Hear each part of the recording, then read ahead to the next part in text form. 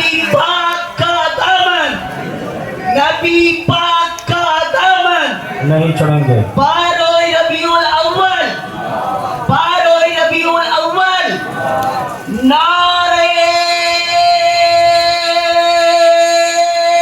तकबीर, अल्लाहु अकबर। नारे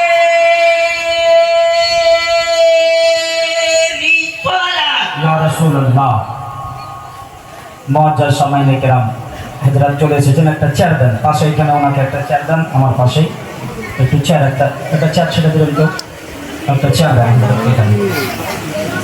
মাশাআল্লাহ, দেখুন হযরত চলে এসেছে আর খুব বিলম্ব করবো না ইনশাআল্লাহ। তবে যখন আয়াতে কারিমা তেলাওয়াত করেছি, আয়াতের ভিত্তিতে দুই একটা কথা বলে দিই, লিখি গো, শুনবেন তো না শেষ ছেড়ে দেবো, ওনাকে দিয়ে দেবো, শুনবেন? আর একটু মহব্বত বলেন সুবহানাল্লাহ,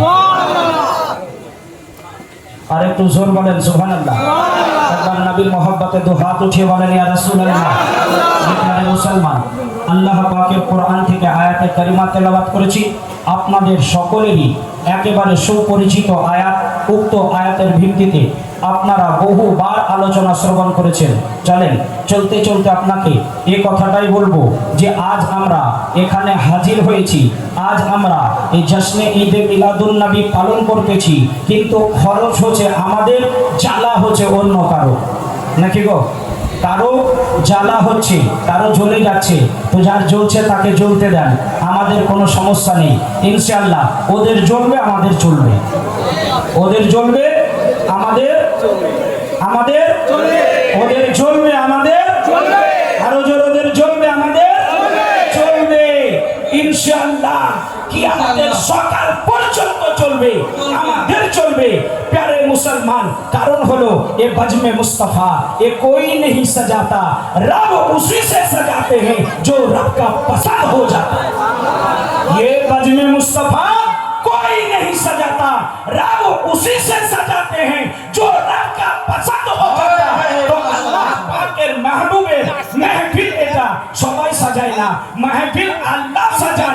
আর যেই ব্যক্তি আল্লাহর পছন্দ হয়ে যায়, আল্লাহ তাকে দিয়ে ও महफिल সাজিয়ে নেয়। हाय नारे तकबीर, আল্লাহু আকবার। नारे रिसालत। ইয়া রাসূলুল্লাহ। हजरत अल्लामा मौलाना मुफ्ती याकूब यादी साहेब প্যারে जिंदाबाद। মুসলমান, বলতেছিলাম যে আমরা চলবো, ওদের জ্বলবে, ওদেরকে জ্বলতে দিন, আমাদের চলতে দিন ইনশাআল্লাহ।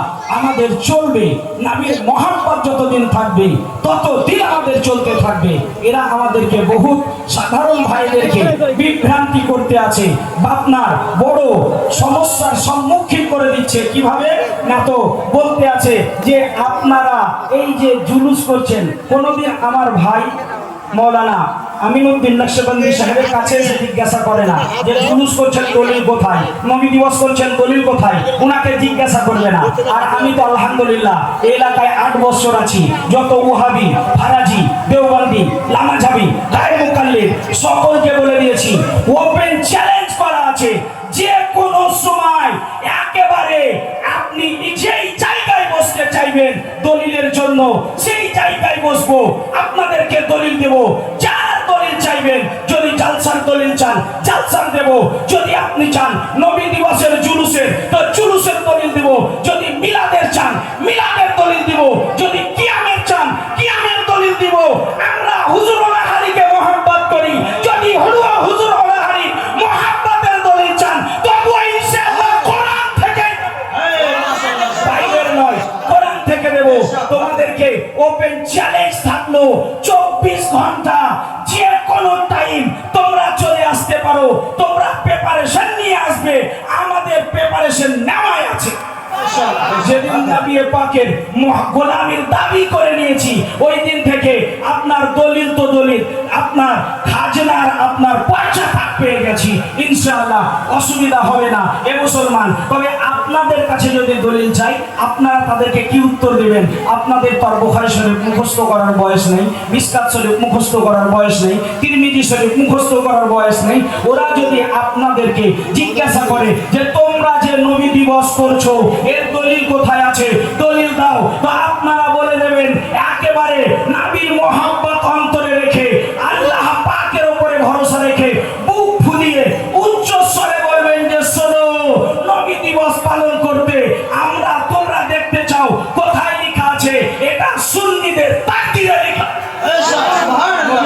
পালন করা এটা তোমাদের নয়, এটা সুন্নিদের তাকদীরে লেখা আছে। এ লিখনি তোমরা পড়তে পারবে না, এ লিখনি তোমরা দেখতে পাবে না। সুন্নিদের তাকদীরে লেখা আছে নবী দিবস, তাই আমরা নবী দিবস পালন করি, আর আমরা পালন করতেই থাকবো। বলেন সুবহানাল্লাহ। পালন করবেন তো নাকি গো? জি। বলে কতদিন করব? বলছে जब तक जान में जान रहेगा, जब तक जान में जान रहेगा, हम नबी का जुलूस करते रहेंगे, हम नबी का जुलूस करते रहेंगे। ये प्यारे मुसलमान, तो আমরা নবীর জুলুস অতক্ষণ করব যতক্ষণ আমাদের জিসিমে জান থাকবে, যতক্ষণ পর্যন্ত শরীরে জান থাকবে ততক্ষণ করব। এমনকি যখন আমরা ইন্তেকাল করব, তো আমাদের লাশ নিয়ে যাওয়ার সময়তেও আপনার জুলুস করে নবীর প্রতি দরুদ পড়তে পড়তেই নিয়ে যাবে। বলেন সুবহানাল্লাহ। এবং যখন কবরে রাখা হবে তখনও নবীর প্রতি দরুদ পড়তে পড়তেই সুন্নিকে কবরে রাখা হবে। তার জন্য তো বলছেন कि लहद में इसके रूहे मुस्तफा का ताज लेके चले, लहद में इसके रूहे मुस्तफा का ताज लेके चले, सुनी थी अंधेरी रात है चिराग लेके चले, सुनी थी अंधेरी रात है चिराग लेके चले, तेरे गुलामों के नक्शे कदम है राहे खुदा, वो क्या बहक सके जो ये सुराग लेके चले, सुभान अल्लाह। ये क्या बहक सके जो ये सुराग लेके चले। ये प्यारे मुसलमान, आज আমার যুবক ভাইদেরকে ফেসবুকে, ইউটিউবে, ইনস্টাগ্রামে, আপনার টিকটকে ব্যস্ত করে দিয়েছে, আর এদেরকে এদের ঈমানগুলোকে নষ্ট করে দিয়েছে। অনেকের আকীদা নষ্ট হয়ে গেছে, কিন্তু আমি বলবো এ আমার যুবক, তোমাদের আকীদা নষ্ট করবে না, নবীর প্রতি মহব্বত বজায় রাখো, কারণ মহব্বতে মুস্তাফার নাম হলো ঈমান।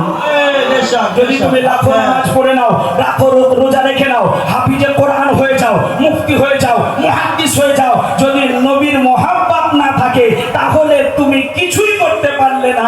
জেনে রাখো, যদি তোমার অন্তরে নবীর মহব্বত থাকে তবেই তুমি জান্নাতি, আর যদি নবীর মহব্বত না থাকে সিধা আওয়াজ তুমি বিনা হিসাব জাহান্নামী। যদি নবীর মহব্বত না থাকে বিনা হিসাব জাহান্নামী। ও প্যারে মুসলমান, এর জন্য নবীর মহব্বত রাখবেন। আজ সকলে আমাদের ঈমান আকীদাকে নষ্ট করার জন্য বলছে, কেউ বলতে আছে নবী মাটির তৈরি, নবী নূরের নয়, তো কেউ বলছে যে আমার নবী নাকি 40 বছর বয়সে নবী হয়েছে। এ মুসলমান, আপনাদের কাছে এর তো দলিল আছেই, আপনারা জানেন যে আমার নবী কিসের তৈরি? জোরে বলেন, আরো জোরে। আমার নবী নূরের তৈরি, এটা আপনাদের সকলের জানা আছে। আমার নবী কত বছর বয়সে নবী হয়েছে ইনশাআল্লাহ এই বিষয়টা আপনাদেরকে জানিয়ে দেব। জানানোর পরে আমি আমার ভাইকে বেশিক্ষণ বসিয়ে রাখতে চাচ্ছি না, তার কারণ উনিও একজন অসুস্থ ব্যক্তি, সেদিক আমাকেও লক্ষ্য রাখতে হবে, কারণ আমি তো আপনাদের ঘরে আছি ইনশাআল্লাহ। আল্লাহ যতদিন রাখবেন ততদিন থাকবো, আপনাদের কাছে আলোচনা আমার চলতেই থাকবে ইনশাআল্লাহ। প্যারে মুসলমান, তো আমি আপনাদেরকে এই বিষয়টাই জানিয়ে দিই খালি যে আমার নবী কতদিন বয়সে নবী হয়েছে নাকি? জি। আজ যারা বলছে আমার নবী 40 বছর বয়সে নবী, আমি আপনাদেরকে সকলকে বলবো যে আপনারাও জানেন আমার নবী কখন নবী হয়েছে, আমার নবী কোন সময় নবী হয়েছে এটা আপনাদেরও জানা আছে, কিন্তু একটু আপনারা মন ভোলা মানুষ, ভালো গবেষণা করেন না, ভালোভাবে ধ্যান দেন না, তার জন্যই বুঝতে পারেন না।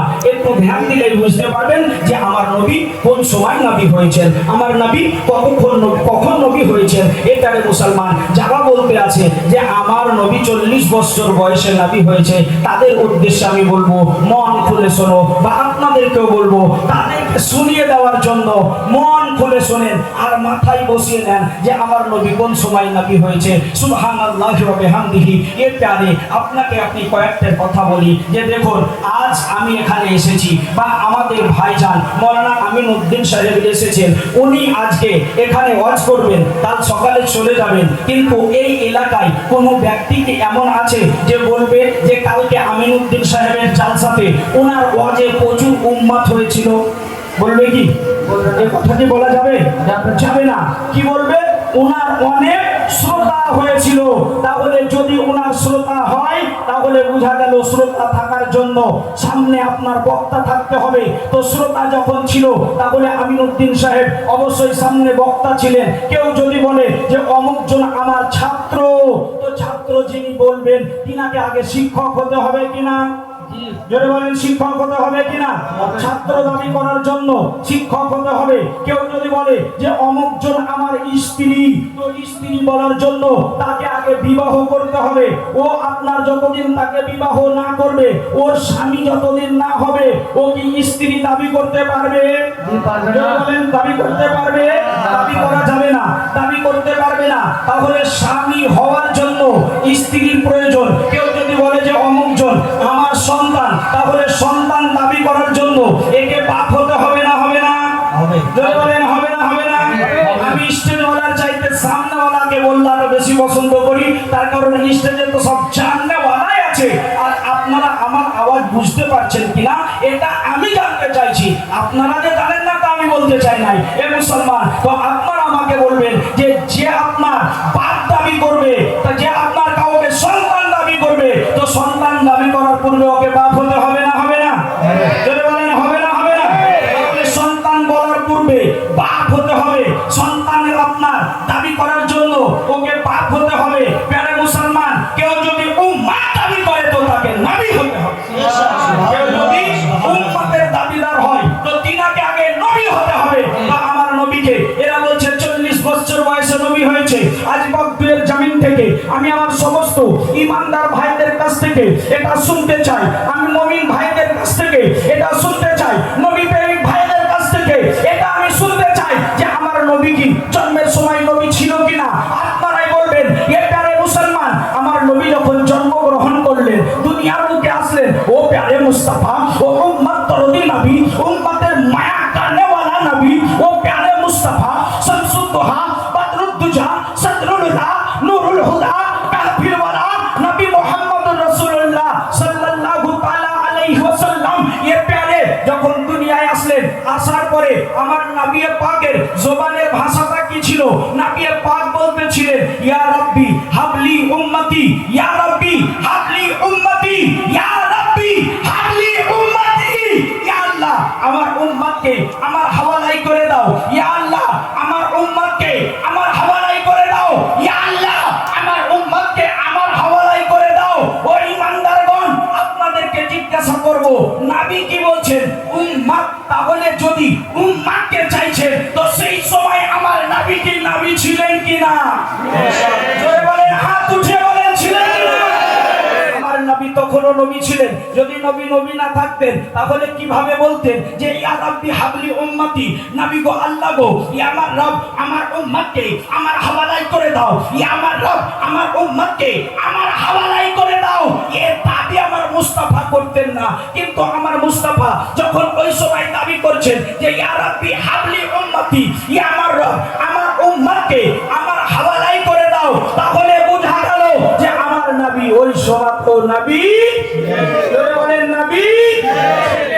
প্যারে মুসলমান, এবারে আসুন প্যারে মুস্তাফাকে জিজ্ঞাসা করুন যে ইয়া রাসূলুল্লাহ, ইয়া হাবিবাল্লাহ, নবী গো, আপনি যখন জন্মগ্রহণ করলেন তখন তো নবী ছিলেন? আমার নবী বলছেন, তখনের কথা কি বলো? আমি যখন মায়ের গর্ভে ছিলাম তখনও নবী ছিলাম। বলে ইয়া রাসূলুল্লাহ, তখনও নবী ছিলেন? আমার নবী বলছেন, হ্যাঁ, তখন তো দূরের কথা, আমি তার পূর্বেও নবী। বলে ইয়া রাসূলুল্লাহ, আপনি কখন নবী? তো আমার নবী পাকের উত্তর শুনুন। আমার নবী পাক বলতে আছেন যে কুনতু নাবিয়্যাও বাইনাল মাই ওয়া তিন। আমি ওই সময় নবী ছিলাম যে সময় আদমের বডিকে তৈরি করার জন্য মাটি এবং পানিকে এক করা হয়নি।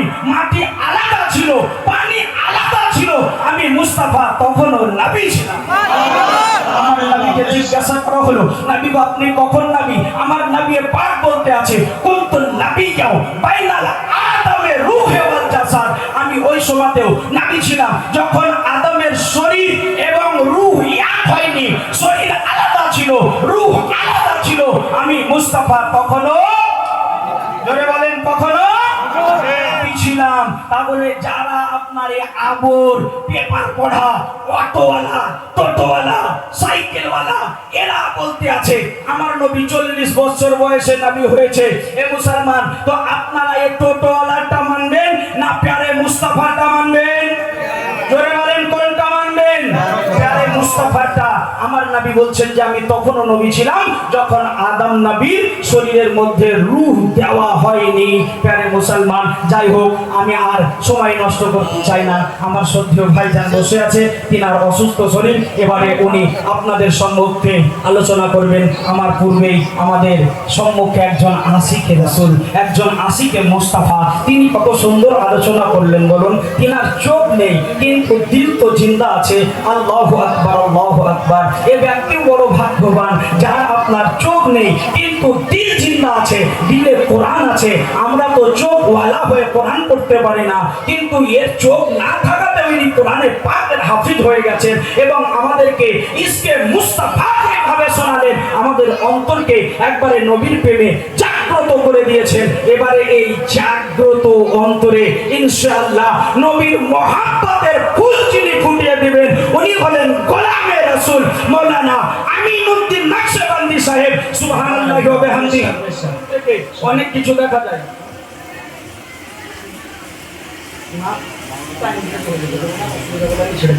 তো আপনার একটা কথা বলতে চাইছিলাম যে দূর থেকে অনেক কিছু দেখা যায়, দূর থেকে অনেক কিছু মনে হয়, কিন্তু একবার কাছে গিয়ে দেখবেন তবে জিনিসটা বুঝতে পারবেন। অনেকেই বলেন যে উনি এত টাকা নেন করে কি, কিন্তু একবার গিয়ে দেখেছেন যে 32টা দাঁতের মধ্যে যেমন একটা জীব আমিনউদ্দিন নকশবন্দি ঠিক ওই রকম ওনার গ্রামকে গ্রাম সবাই ওহাবি, শুধুমাত্র সেই গ্রামে একটাই মার্দে মুজাহিদ আপনার আছে, সুন্নিয়াতের নক্ষত্র একটাই সেখানে আছে যার নাম আমিনউদ্দিন নকশবন্দি। বিশ্বাস সুবহানাল্লাহ। ওনার গ্রাম পুরো ওহাবি, সেই গ্রামে একাই একটা মাদ্রাসা করে চালাচ্ছেন। এটা বড় আপনার কোনো ছোট কথা নয়, এটা আল্লাহ পাকের অবদান, আল্লাহ পাকের দেওয়া ইজ্জত, আল্লাহর দান, নচেত এটা কখনো সম্ভব হয় না। উনি এত বড় একটা আপনার সংস্থা করে চালাচ্ছেন। এই কথাটা বলার জন্য একদিন আমাকে এক স্টেজে বলছে যে আচ্ছা আমিনউদ্দিন সাহেব আপনার কে হয় যে ওনার এত পক্ষ নিয়ে বলছেন? আমি বললাম যে শোনেন উনি আমার যা হয় আমি ওনার তাই হই। বলছে এটা আবার কেমন কথা? আমার হ্যাঁ উনি আমার যাই হয় আমি ওনার তাই হয়।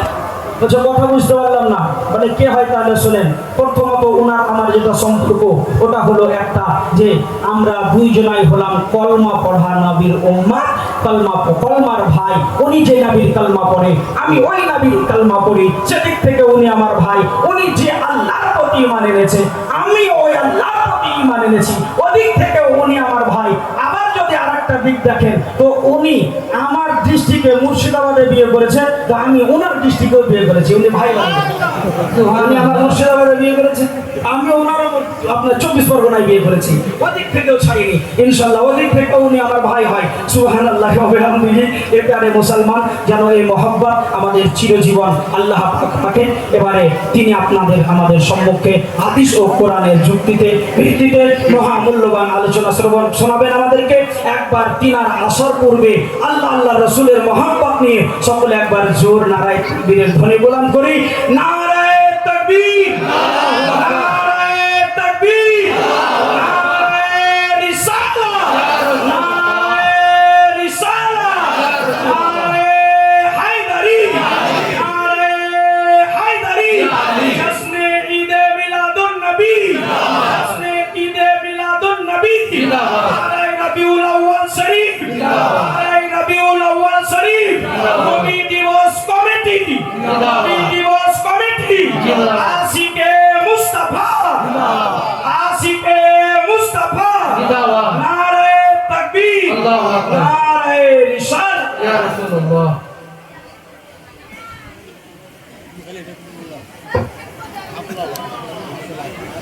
आपको 4 घंटा आपको हाँ